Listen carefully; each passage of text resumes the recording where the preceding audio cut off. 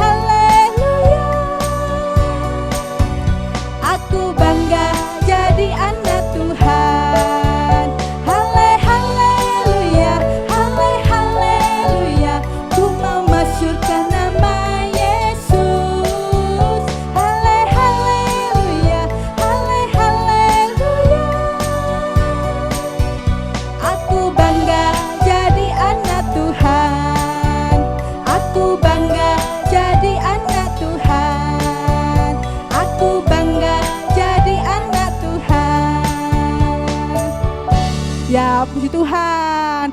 Kak Falda bangga ya jadi Tuhan Yesus ya. Iya Kak Retno, pastinya bangga banget jadi anaknya Tuhan iya, Yesus. Dan tentunya adik-adik yang di rumah juga pasti bangga dan senang memiliki Tuhan Yesus Sang Juru Selamat dunia ya Kak ya. Iya Kak Retno, benar sekali. Ya, yuk sekarang kita mau mempersiapkan hati untuk mendengarkan firman Tuhan hari ini Kak. Kak Falda udah siap? Siap dong. Iya, adik-adik semua juga tentunya sudah siap ya. Siapkan dulu Alkitabnya. Kita mau mendengarkan cerita firman Tuhan hari ini. Tetapi sebelumnya kita mau nyanyi dulu ya. Kita mau menjadi anak yang setia kepada Tuhan Yesus, mengikut Tuhan Yesus sampai selama-lamanya, Kak, ya. Ya, yuk.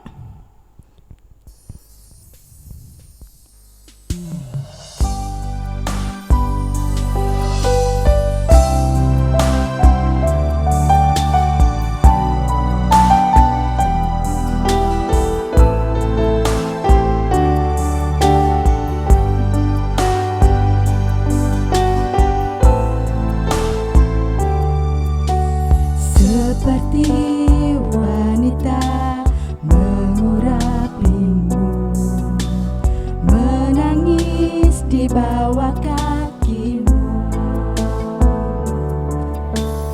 Demikian hidupku mau mengasihimu. Yesus, Engkau baik bagiku. Sampai akhir ku menutup mata, ku tetap setia menanti janjimu. Sampai ku dapatkan mahkota kehidupanku, ku tetap setia untuk melayanimu.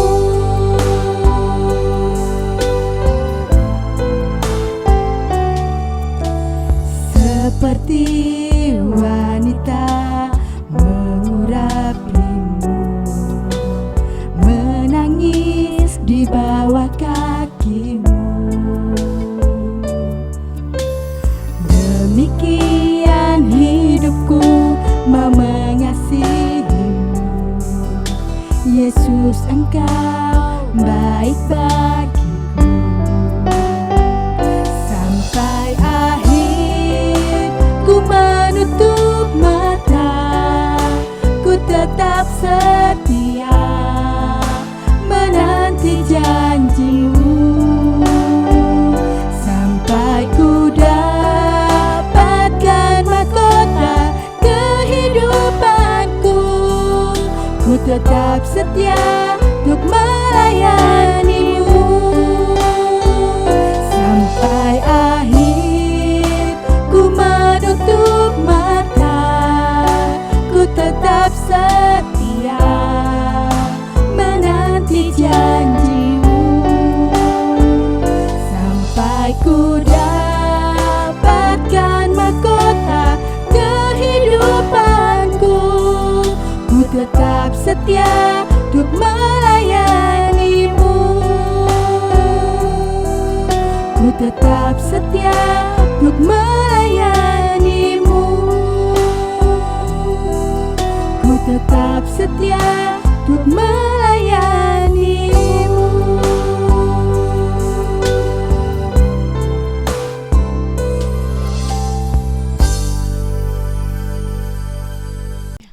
Halo adik-adik, selamat siang. Ketemu lagi ya dengan kakak di sini. Puji Tuhan hari ini kita bisa kembali ke sekolah minggu. Gimana kabarnya adik-adik?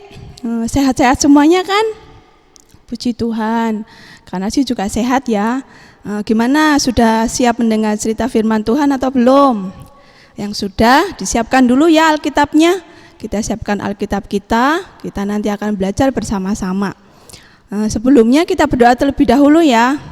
Ya, mari kita berdoa. Tuhan Yesus, terima kasih untuk siang hari ini kami boleh bertemu kembali untuk beribadah sekolah minggu. Tuhan, sebentar lagi kami mau belajar firman-Mu. Tuhan Yesus, tolong kami supaya kami bisa duduk, kami bisa mendengar cerita firman-Mu dengan baik. Di dalam nama Tuhan Yesus kami sudah berdoa dan mengucap syukur. Haleluya, amin. Adik-adik masih ingat gak ceritanya yang minggu lalu tentang apa ya? Yang Kak Retno cerita, yaitu tentang percakapan dengan seorang pemimpin agama Yahudi ya. Kemarin itu tentang Nikodemus. Nah, hari ini kita akan melanjutkan ibadah cerita kita hari ini. Yang sudah pernah mendengar ceritanya belum ya? Nah, kalau yang sudah pasti bisa menebak tokoh Alkitab yang mau kakak ceritakan ya. Dia itu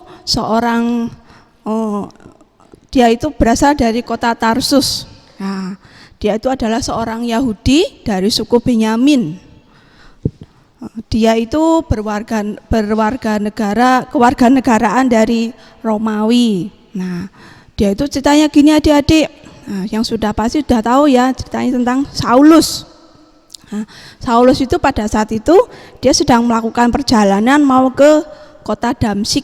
Nah, kita buka dulu ya Alkitab kita dari Kisah Para Rasul ayat pasal 9 dari ayat 1 sampai 19a. Nah, kita baca dari ayat yang pertama dulu ya adik-adik ya. Tirukan ya yang sudah bawa Alkitabnya disiapkan. Kita buka dulu di kitab Perjanjian Baru dari kitab Kisah Para Rasul 9 ayat 1 sampai 19a. Tapi kita nggak harus baca semuanya dulu ya.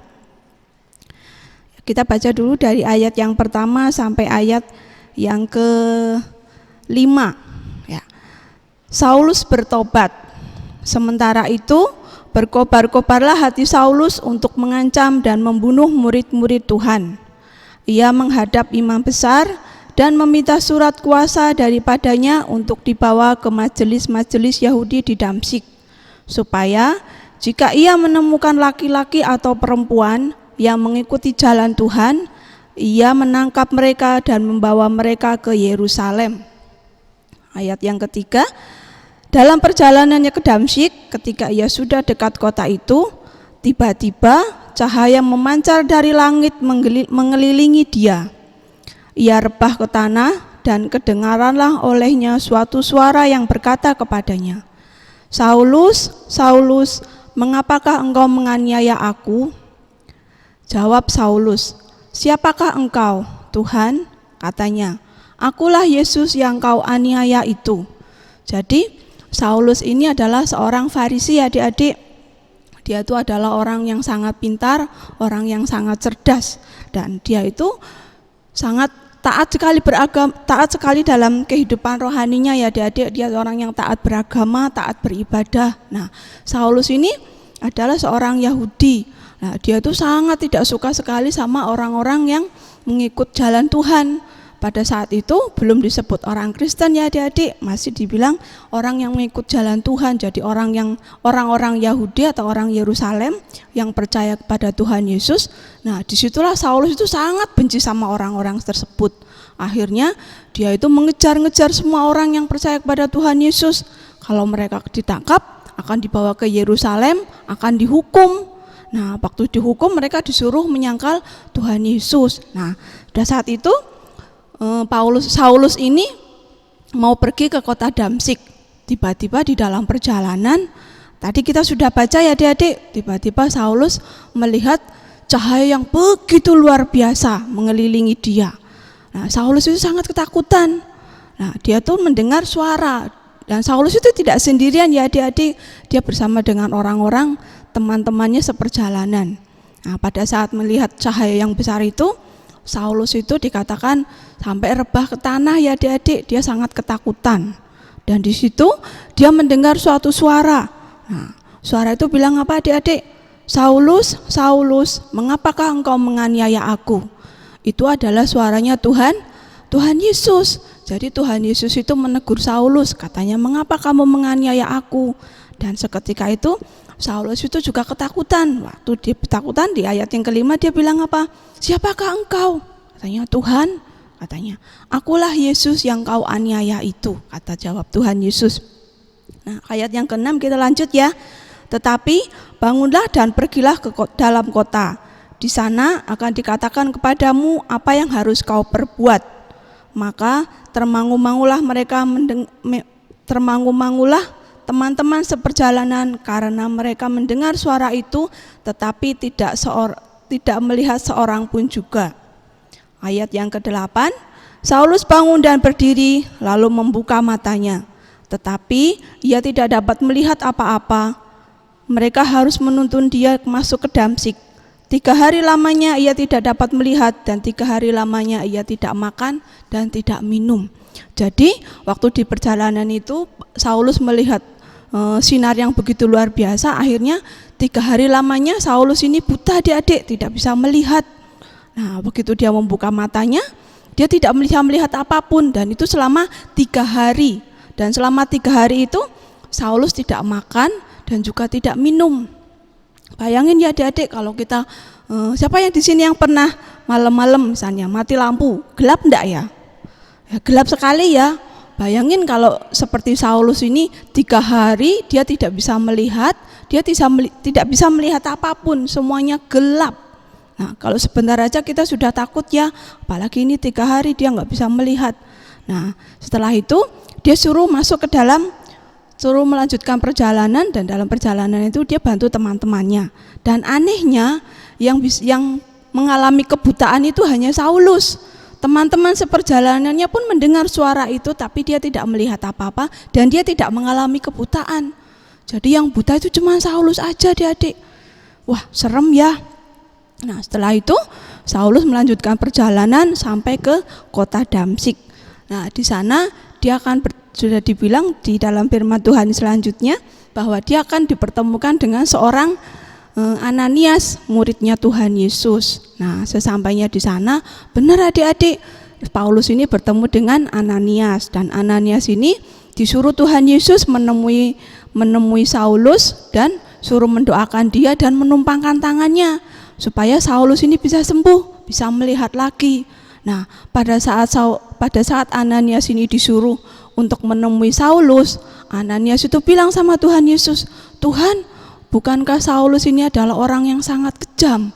Dia tuh sangat benci sekali sama pengikut-pengikutmu. Dia sangat benci dengan murid-muridmu Tuhan. Untuk apa saya menemui dia?" katanya si Ananias kepada Tuhan Yesus. Tetapi Tuhan Yesus berfirman bahwa menyuruh Ananias supaya menemui Saulus, dan Ananias nantinya dia yang akan berdoa menumpangkan tangannya kepada Saulus sehingga Saulus bisa sembuh, bisa melihat lagi adik-adik. Nah, ternyata benar, begitu Ananias itu berdoa, dia menumpangkan tangannya, dan kita baca ya di ayat yang selanjutnya, di ayat 15 katanya, "Tetapi firman Tuhan kepadanya, 'Pergilah, sebab orang ini adalah alat pilihan bagiku untuk memberitakan namaku kepada bangsa-bangsa lain serta raja-raja dan orang-orang Israel.'" Pada saat itu akhirnya Ananias tetap pergi sesuai dengan perintah Tuhan Yesus. Dia menemui Saulus, dan di sana dia mendoakan Saulus, dan akhirnya Saulus ini bisa sembuh. Dan setelah itu Saulus dirubah namanya ya adik-adik menjadi Paulus, karena dia sudah menjadi pengikut Kristus. Itulah perjalanan ya adik-adik, perjalanan Saulus, di mana dia mengalami kebutaan, di mana dia ditemui oleh Tuhan Yesus sendiri untuk supaya dia bisa dipakai oleh Tuhan untuk menjadi alatnya, untuk menjadi pemberita Injil. Yang tadinya Saulus ini adalah orang yang sangat membenci orang Kristen, orang-orang percaya atau murid-murid Tuhan Yesus, justru dipakai Tuhan untuk memberitakan Injil kepada orang-orang Yahudi, pada bangsa-bangsa lain di dunia ini. Nah, disitulah perjalanan Saulus ya adik-adik, yang dia mengalami perjumpaan dengan Tuhan Yesus. Akhirnya dia bertobat dari seorang penganiaya orang-orang Kristen atau penganiaya murid Kristus, atau dia tadinya adalah pembenci Injil, akhirnya dia jadi pemberita Injil. Nah, apa adik-adik yang bisa kita pelajari ya adik-adik dari cerita tentang Saulus ini? Yang pertama, pada saat Saulus berjumpa secara pribadi dengan Tuhan Yesus, dia mengalami pertobatan. Nah, apa itu pertobatan? Pertobatan itu adalah berbalik dari jalan kita yang tidak berkenan kepada Tuhan, berbalik mengikuti apa yang Tuhan perintahkan. Jadi Saulus ini mengalami perjumpaan dengan Tuhan Yesus yang tadi di ayat 4 dan 5 ya adik-adik, di mana dia mengalami kebutaan, dia mendengar suara dari surga, dia melihat sinar yang begitu luar biasa. Nah, menurut kalau adik-adik juga bisa ya, kita misalnya mau mengikuti Tuhan Yesus, kita mau bertobat, nanti kita akan menjadi orang yang memiliki kehidupan kekal di surga. Kita mau memiliki Kristus, kita akan memiliki surga. Dan sama seperti Rasul Paulus ini adik-adik setelah dia bertobat, dia pun berbalik dari orang yang membenci murid-murid Tuhan Yesus, akhirnya dia menjadi orang yang memberitakan Injil pada semua orang. Nah, adik-adik pun juga bisa ya, bisa menjadi orang, bisa menjadi anak-anak yang Tuhan pakai untuk bisa membawa teman-teman ke gereja, teman-teman yang belum mengenal Tuhan Yesus, orang-orang yang belum memiliki surga, bisa adik-adik doakan, bisa adik-adik ceritakan tentang kebaikan Tuhan Yesus dalam kehidupan kita. Nah, kita akan membuka ayat lagi adik-adik di Wahyu pasal 3 ayat 20. Nah, nanti ada gambarnya ya, adik-adik bisa lihat. Kita baca bersama-sama ya di Wahyu pasal 3 ayat 20. Lihat, aku berdiri di muka pintu dan mengetok. Jikalau ada orang yang mendengar suaraku dan membukakan pintu, aku akan masuk mendapatkannya dan aku akan makan bersama-sama dengan dia dan ia bersama-sama dengan aku.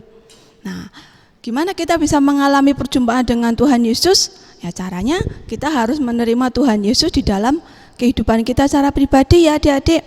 Kita percaya bahwa Tuhan Yesus itulah pemilik surga. Tuhan Yesuslah satu-satunya jalan supaya kita bisa memiliki kehidupan di surga setelah kita meninggal nanti. Nah, di luar Tuhan Yesus tidak ada jalan keselamatan. Di luar Tuhan Yesus tidak ada kehidupan yang kekal. Karena hanya Yesuslah satu-satunya jalan itu ya adik-adik. Sama seperti yang di Wahyu 3 ayat 20 ini, Tuhan Yesus itu mengetuk hati kita, mengetuk pintu hati adik-adik semua, mengetuk hati adik-adik dimanapun adik-adik berada, supaya Tuhan Yesus juga bisa masuk ke dalam kehidupan kita, sehingga kita bisa mengalami Yesus sama seperti Saulus mengalami Yesus di dalam kehidupannya, sehingga dia berubah jadi orang yang membenci Tuhan Yesus menjadi orang yang mengasihi Tuhan Yesus. Adik-adik pun bisa seperti itu ya, sama cerita minggu-minggu yang lalu, ceritanya tentang siapa? Tentang pertobatan, bagaimana kita bisa memiliki hidup kekal di surga bersama Tuhan Yesus. Ya, kita harus percaya, bukan hanya percaya adik-adik ya. Kalau percaya saja tidak diselamatkan, tetapi kita harus percaya dan menerima Yesus menjadi Tuhan dan juru selamat kita secara pribadi. Jadi kalau kita sudah memiliki Yesus dalam kehidupan kita, dosa-dosa kita sudah diampuni, kita sudah memiliki surga bersama Tuhan Yesus. Karena gimana kita mau ke surga kalau kita tidak tahu siapa yang bisa membawa kita ke sana? Tetapi kita tahu siapa pemilik surga itu ya.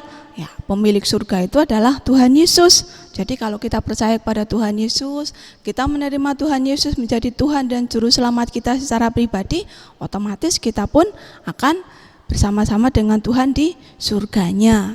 Nah, siapa yang masih ingat ayat hafalan yang kemarin ya? Dari apa adik-adik ya? Ada yang masih ingat enggak? Nah, dari Yohanes 14 ayat yang ke-6. Di situ bunyinya apa adik-adik? Kata Yesus kepadanya, "Akulah jalan dan kebenaran dan hidup.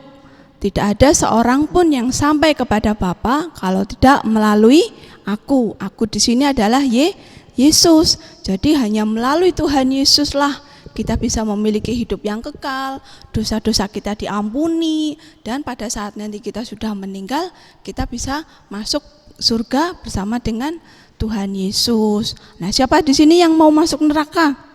Tidak ada ya, semuanya pasti pingin masuk ke surga. Lah gimana caranya? Ya itu tadi, kita harus percaya, menerima Tuhan Yesus menjadi Tuhan dan Juru Selamat kita secara pribadi, dan kita memiliki surganya Tuhan Yesus karena kita juga memiliki Yesus di dalam kehidupan kita. Nah, adik-adik senang enggak kalau nanti kita meninggal kita masuk surga ya? Coba kalau kita nanti masuk neraka, serem, takut. Nanti kita enggak panas, enggak ada temannya, sendirian, terus ada apa lagi dikatakan?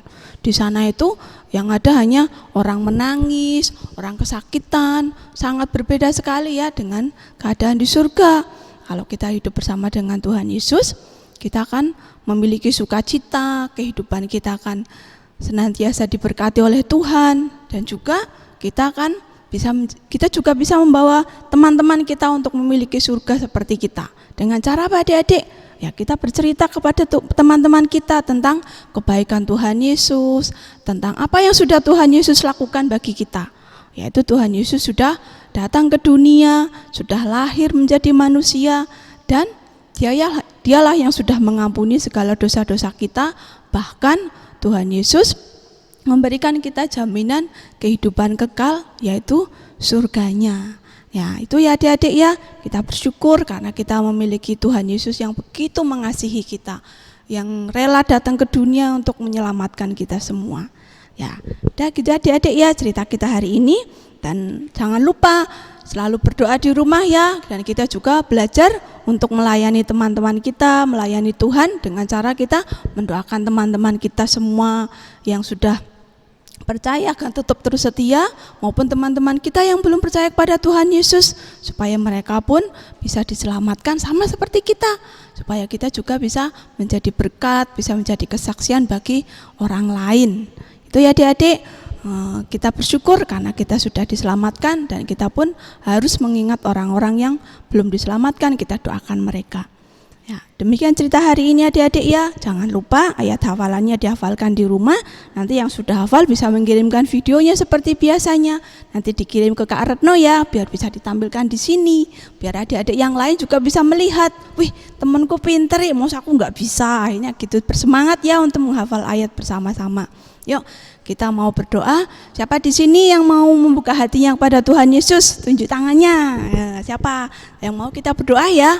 Supaya kita pun boleh memiliki dan mengalami Yesus di dalam kehidupan kita. Kita bisa berjumpa dengan Tuhan Yesus sama seperti Saulus tadi. Yuk kita berdoa ya adik-adik, tirukan kakak ya. Yuk siap-siap berdoa, dilipat tangannya, kita tunduk kepala dan kita tutup mata, kita berdoa bersama-sama. Kita berdoa ya, tirukan kakak di rumah. Tuhan Yesus, terima kasih untuk cerita firman-Mu hari ini. Tuhan, saya mau membuka hati saya untuk Engkau boleh masuk ke dalam hati saya. Tuhan Yesus, terima kasih atas segala kebaikan Tuhan. Tuhan mengasihi saya, Tuhan telah datang ke dunia untuk menebus dosa-dosa saya. Dan saya mau hidup sesuai dengan kehendak Tuhan. Saya mau mengalami Tuhan di dalam kehidupan saya. Dan saya ingin Tuhan Yesus hidup dan berdiam di dalam hati saya sampai selama-lamanya.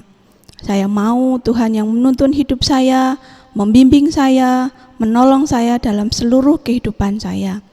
Terima kasih Tuhan Yesus. Hanya di dalam nama Tuhan Yesus kami sudah berdoa dan mengucap syukur. Haleluya. Amin. Yohanes 14 ayat 6, kata Yesus kepadanya, Akulah jalan dan kebenaran dan hidup. Tidak ada seorang pun yang datang kepada Bapa kalau tidak melalui aku. Nah adik-adik, ibadah hari ini kita sudah selesai ya. Jangan lupa dihafalkan ayat hafalannya ya Kak ya. Iya. Dari Yohanes 14 ayat 6. Iya, jangan lupa ya adik-adik ya. Dan tetap jaga kesehatan, pakai selalu maskernya. Dan cuci tangan. Oh iya, jangan lupa like dan subscribe ya tentunya. Oke, dadah, sampai Dadah, jumpa. Tuhan sampai memberkati. jumpa.